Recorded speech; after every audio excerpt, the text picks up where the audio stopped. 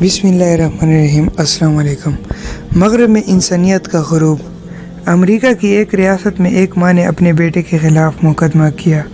وہ مقدمہ اخبارات کی زینت بھی بنا اور ٹی وی پر بھی اس کی تفصیل آئی۔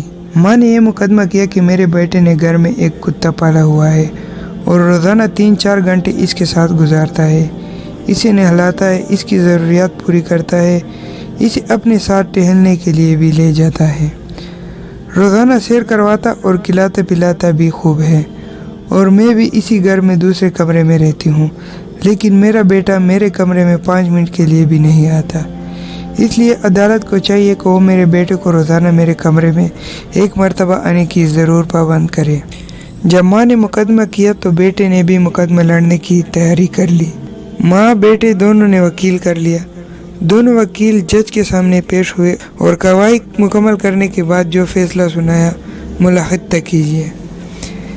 عدالت آپ کے بیٹے کو آپ کے کمرے میں 5 منٹ آنے پر مجبور نہیں کر سکتی، کیونکہ ملک کا قانون ہے کہ جب اولاد 18 سال کی ہو جائے تو اسے حق حاصل ہوتا ہے کہ وہ چاہے تو والدین کو کچھ ٹائم دے یا نہ دے، بالکل علیحدگی اختیار کر لے۔ رہی بات کتے کی، تو کتے کے حقوق لازم ہیں جنہیں ادا کرنا اس پر ضروری ہے۔